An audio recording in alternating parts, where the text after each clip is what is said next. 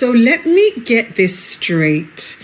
The other brother was in Brazil promoting climate action while the country itself was literally building a road through a protected rainforest to prepare for the same summit that he's attending.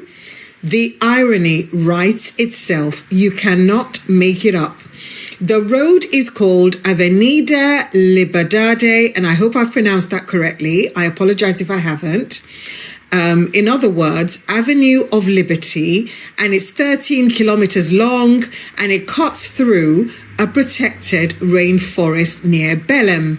It's supposed to improve traffic for the COP30, which will host over 50,000 attendees, and that includes world leaders and royals. Here's a problem. That forest is one of the most biodiverse on the planet, and it's been cleared in the name of climate diplomacy. So in other words, in order to host people who fly in by private jet, by yachts, in order to fly them in so they can lecture us, they've decided to destroy a protected forest at the same time that the other brother was there. Unbelievable. If this was Harry that it happened to or around, you know what the headlines are going to be like. And environmental experts are actually calling it the fishbone effect. So because once you carve a corridor, you open up the rest of the forest to destruction. And locals are already losing their livelihoods. One man, Claudio Veracete, said that his Hakai berry harvest is completely gone just because that forest was cleared. So imagine showing up, talking about saving the planet, while the place hosting you literally destroyed the forest to build you a faster road. And that's why people will never and can never buy that royal eco warrior branding that he's attempting to do, because the optics is not good. And yeah, real climate leadership means calling out the contradictions and not standing in front of people or in front of monuments for photo ops. Oh, look at Willie, strutting into Rio like he's the patron saint of polar bears, fresh off a 5,500-mile joyride that's spewing more carbon than a coal plant's weekend barbecue.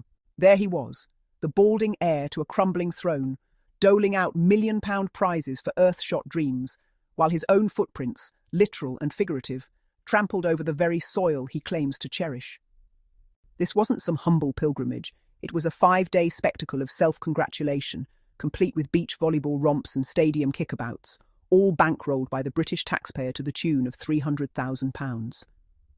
Because nothing screams environmental warrior like guzzling public cash to preach sustainability from the back of a fossil fuel guzzler. William jetted solo to Brazil, leaving Kate and the kids behind, presumably to dodge the awkward family photos, landing smack in the middle of the Amazon's doorstep for his pet project, the Earthshot Prize. Founded back in 2020 as his big stab at relevance beyond baby photos and bald jokes, it's supposed to spotlight bold ideas to fix our overheating rock. This year, the circus rolled into Rio, where he handed out £1 million each to 5 outfits. One for tropical forest funds, another for ocean treaties, and so on. Sounds noble, right? Until you peel back the glossy brochures and see the rot underneath. These aren't grassroots saviours. They're slick schemes dressed in eco-drag, often propping up the same systems that chew up rainforests and spit out profits for the elite. Take the Tropical Forest Forever facility, one of the big winners. On paper, it's a once-in-a-generation pot of gold to keep Brazil's trees standing, funneling cash to indigenous guardians who've been holding the line against loggers for generations. But dig a little and it's just another carbon credit casino. Wealthy polluters, think oil barons and jet-set tycoons, pay a fee to offset their sins by banking on untouched woods, while locals get crumbs and strings attached. Who decides what counts as protected? Not the folks who've stewed in the humidity for centuries, that's for sure. It's the same old colonial playbook outsiders swoop in with checkbooks, slap a sustainable label on it, and vanish when the evictions start. Reports from the ground paint a grim picture. Indigenous communities pushed off ancestral lands under the guise of conservation, their sacred sites bulldozed for ecotourism zones that funnel tourists and their emissions straight to luxury lodges. William's Fund? It's lipstick on that pig, promising emergency aid for rangers while ignoring how these top-down fixes often arm-twist locals into unpaid watchdogs for global corporations. And don't get me started on the vegan menu fiasco that capped off the Hypocrisy Sunday. William's team demanded a plant-based spread for the awards bash, all in the name of low-emission virtue signalling. But the indigenous chef they tapped? She flat-out refused, calling it a slap in the face to Amazonian traditions where meat isn't a luxury. It's survival, woven into rituals that have sustained peoples for millennia. Taina Marahuara didn't mince words. This wasn't allyship. It was cultural theft, elites cherry-picking green aesthetics while steamrolling the real stewards. William, ever the tone-deaf tourist, accepted handmade scarves from Amazon tribes one minute, then jetted off the next, leaving behind a trail of photo ops that do more to polish his halo than protect a single hectare. Meanwhile, Brazil's own house is on fire. Over 1.7 million hectares of Amazon cleared last year alone, much of it tied to criminal syndicates that William wagged a finger at in his big summit speech. Noble words, sure, but where's the muscle?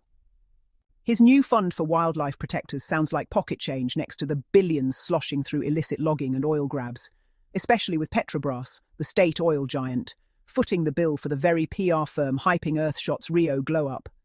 This isn't just sloppy, it's sinister. William's jaunt lands amid Brazil's pre-COP30 scramble, where President Lula's pushing oil expansions that could torch indigenous rights faster than a slash-and-burn clear-cut. A decade after the Brumadinho Dam disaster drowned 270 souls and poisoned rivers, locals are still begging for justice, their lands auctioned off to miners under so-called development banners. Enter the prince, keys to Rio in hand, a carnival king gimmick usually reserved for samba lords, not, stiff-upper-lip saviours. He's out here pledging partnerships with indigenous leaders, all while his entourage's carbon belch rivals a small nation's yearly output. Oh, the irony. He barefoot volleyballs on Copacabana, chats up Olympians, even scores a Maracanã scrimmage, charming distractions, honestly, from the fact that his Protect and Restore Nature category winner is basically monetizing mangroves for Wall Street speculators. These projects don't empower, they enclose. Forests become financial assets, traded like stocks, with locals priced out or, co-opted into low-wage gigs policing their own backyards. It's oppression wrapped in recycled wrapping paper, where the real winners are the funds and firms raking in fees, not the people whose lives hang on those vines. But here's the kicker that turns my stomach, the blatant double standard. Swap out William for Harry, and this whole farce would have been tabloid tinder. Imagine the headlines if the ginger spare had buzzed across the Atlantic for a green gig. Harry's hypocrite holiday, taxpayer tab for tree hugger tan. The rags would have eviscerated him, dredging up every Montecito mansion rumour, every polo pony, painting him as the reckless renegade torching the planet for Instagram likes. Meghan Sussex, she'd be the villainous masterminding it all, her woke fingerprints on every avocado toast, chaos, vendettas, the works. Yet William, he's the golden boy, the future king whose eco-stunts get fawning coverage, his every awkward grin spun as statesman-like gravitas. The press coos over his passion, ignores the jet-lag hypocrisy, and laps up the narrative of a dutiful dad ditching family for the greater good. It's the monarchy's oldest trick: protect the heir, pillory the outlier. Harry's off building actual coalitions, think Invictus empathy meets conservation cash, while William plays dress-up in khakis, his initiatives more photo fodder than firepower. At the end of his whirlwind, William rapped with a teary speech alongside teen activists, vowing to, transform the world by decade's close. Tom Cruise even popped in for a cameo because, honestly, nothing says grounded environmentalism like a Scientology speed demon. But as his plane clawed back to Blighty, the irony lingered thicker than Rio humidity. This trip didn't heal the earth. It highlighted the chasm between those who fly over problems and those buried under them. Indigenous voices drowned out by award show fanfare, locals' livelihoods bartered for boutique bonds, and a prince who preaches protection while his lifestyle devours it. William's not clueless. He's complicit. Born into a gilded cage that guzzles resources like champagne at Ascot, he could have pushed for real change, ditching private travel, funneling royal coffers directly to frontline fighters, amplifying the marginalised without the middleman.